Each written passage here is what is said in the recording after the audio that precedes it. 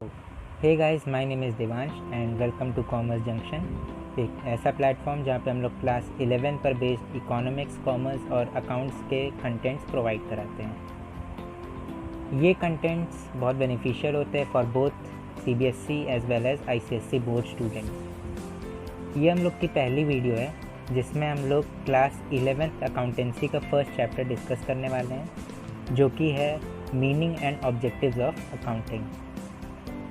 Friends, इस chapter को basically हम लोग 4 पार्ट्स में डिवाइड करेंगे, जिसमें से ये हम लोग का पहला पार्ट है।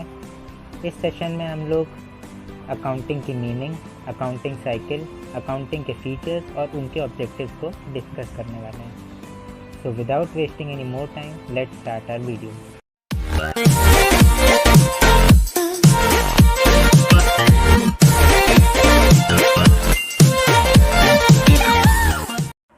तो आइए सबसे पहले बात करते हैं कि अकाउंटिंग होता क्या है।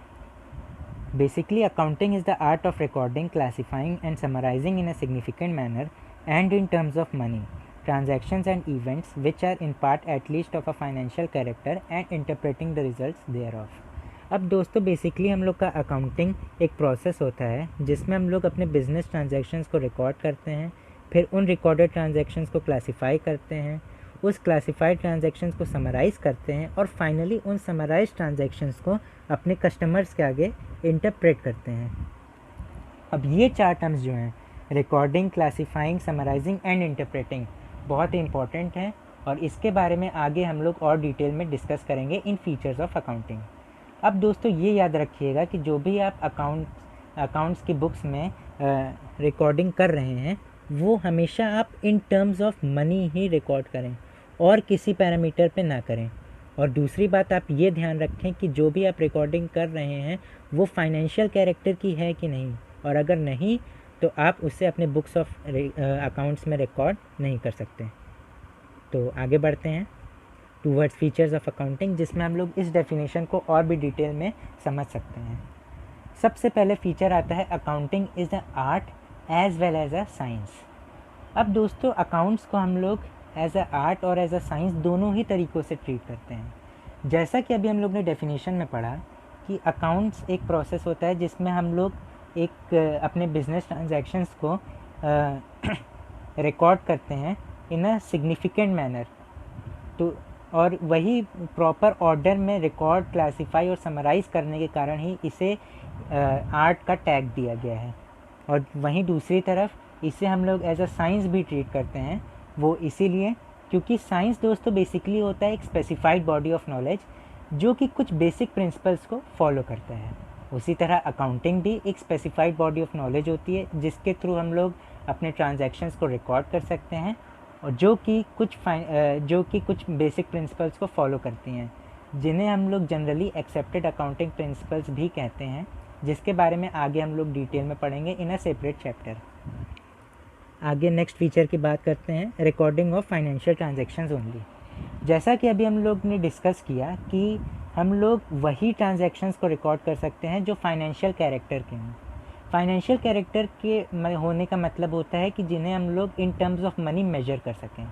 फॉर एग्जांपल, आपका एक बहुत काबिल एम्प्लॉय है जिसका मार्केट में बहुत अच्छा गुडविल है, पर किसी कारण उसे आपकी कंपनी से रिटायरमेंट लेनी पड़ी। ये आपकी कंपनी के लिए बहुत बड़ा लॉस साबित हो सकता है, पर जो भी हो, इससे आप in terms of money measure नहीं कर सकते। Retirement of an employee can't be recorded in terms of money, so it can't be recorded in books of accounts. आगे बात करते हैं नेक्स्ट फीचर के बारे में, recording in terms of money. अब दोस्तों, हम लोग की जो अकाउंटिंग होती है, इसमें हम लोग को ये ध्यान रखना पड़ता है कि जो भी हम लोग फाइनेंशियल ट्रांजैक्शंस रिकॉर्ड कर रहे हैं, रिकॉर्ड करने का हम लोग सिंपली मतलब निकाल सकते हैं अपनी बुक्स ऑफ अकाउंट्स में अपने बिजनेस ट्रांजैक्शंस को उतारना।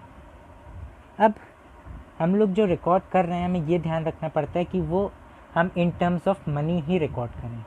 फॉर एग्ज़ाम्पल, आपने 100 रुपये के गुड्स खरीदे, तो आप अपने बुक्स ऑफ अकाउंट्स में यही रिकॉर्ड करेंगे कि आपने you have purchase goods for ₹100। आप ये रिकॉर्ड नहीं करेंगे कि आपने कितने गुड्स खरीदे या फिर कौन से गुड्स खरीदे। आप कोई भी अदर क्वालिटेटिव या क्वांटिटेटिव पैरामीटर्स को नहीं लेंगे। और ये याद रखिएगा दोस्तों कि जो भी हम लोग रिकॉर्डिंग करते हैं वो हम लोग एक बुक में करते हैं जिसे हम लोग जर्नल कहते हैं, जिसके बारे में आगे हम लोग एक सेपरेट चैप्टर में डिस्कस करेंगे। उसके बाद का जो स्टेप आता है हम लोग का क्लासिफिकेशन का। अब दोस्तों जो भी हम लोग ने ट्रांजैक्शंस रिकॉर्ड किए हैं उसे हम लोग एक बुक में क्लासिफाई करते हैं जिसे हम लोग लेजर कहते हैं। अब क्लासिफिकेशन क्या होती है? क्लासिफिकेशन बेसिकली हम लोग का होता है जो भी हम लोग का रिकॉर्डेड ट्रांजैक्शंस हैं उससे हम लोग उनके नेचर के हिसाब से अलग अलग अकाउंट्स में पोस्ट करते हैं। फॉर एग्जांपल परचेज ट्रांजैक्शन को परचेज अकाउंट में, सेल्स ट्रांजैक्शन को सेल्स अकाउंट में, and so on and so fourth. इसी को हम लोग क्लासिफिकेशन कहते हैं। और ये याद रखिएगा कि इसे हम लोग हमेशा लेजर में ही क्लासिफाई करते हैं, जिसके बारे में भी आगे हम लोग एक सेपरेट चैप्टर में स्टडी करेंगे। उसके बाद बात करते हैं हम लोग समराइजिंग की। समराइजिंग का मतलब होता है एक अपने क्लासिफाइड ट्रांजैक्शन को एक शॉर्ट एंड रिप्रेजेंटेटिव फॉर्म में एक्सप्रेस करना। और समराइजिंग हम लोग करते हैं with the help of a book known as trial balance. आगे चलते हैं। जो फाइनल स्टेप आता है हम लोग का अकाउंटिंग का, जिसको कहते हैं हम लोग इंटरप्रिटेशन ऑफ रिजल्ट। अब जो भी हम लोग का समराइज डेटा निकल के आया है उसे हम लोग इंटरेस्टेड पार्टीज़ के आगे पब्लिश करते हैं through trading account, profit and loss account and balance sheets. और इसी प्रोसेस को हम लोग इंटरप्रिटेशन कहते हैं। अब वो इंटरेस्टेड पार्टीज़ कौन सी होती हैं? फॉर एग्ज़ाम्पल हम लोग लेते हैं शेयर होल्डर्स का। शेयर होल्डर्स आपके बुक्स ऑफ अकाउंट्स को पहले वेरीफाई करते हैं और ये देखते हैं कि आपके बिज़नेस में ग्रोथ का कोई स्कोप है कि नहीं, और अगर नहीं होता है तो वो आपके यहाँ से शेयर्स नहीं खरीदते हैं। वो लोग ये देखते हैं कि आपके बिज़नेस में कोई ग्रोथ का स्कोप है कि नहीं, फिर जाके वो लोग डिसाइड करते हैं कि उनको आपके यहाँ से शेयर्स खरीदने चाहिए या नहीं खरीदने चाहिए। आगे बढ़ते हैं। जैसा कि अभी हम लोग ने पूरा फीचर्स पढ़े, ये उसका एक तरह से समझ लीजिए समरी है। सबसे पहले हम लोग का बिज़नेस ट्रांजैक्शन होता है, फिर उसे हम लोग एक सोर्स डॉक्यूमेंट्स में रिकॉर्ड करते हैं। Source documents can be also termed as book keeping, जिसको हम लोग इसी चैप्टर में आगे पढ़ेंगे। उसके बाद हम लोग उस रिकॉर्डिंग करते हैं in journals, classification in ledger, then summarizing of data in trial balance, and finally interpretation of data through financial statements that includes profit and loss accounts, trading accounts and balance sheets. अब आगे बढ़ते हैं। Objectives of accounting. अब जो हम लोग का accounting होती है उससे हम लोग को क्या क्या फ़ायदे होते हैं, इसके क्या क्या ऑब्जेक्टिव्स हैं, आइए उसे डिस्कस करें। सबसे पहले to keep systematic record of the business transaction. अब अकाउंटिंग हम लोग को हेल्प करती है कि हम लोग अपने बिज़नेस ट्रांजैक्शंस का एक अच्छा सिस्टमैटिक रिकॉर्ड अपने पास रखें, जो कि आगे कई कामों में आता है। For example it acts as a evidence in court of law and so on and so forth. उसके बाद बात करते हैं टू कैलकुलेट प्रॉफिट और लॉस।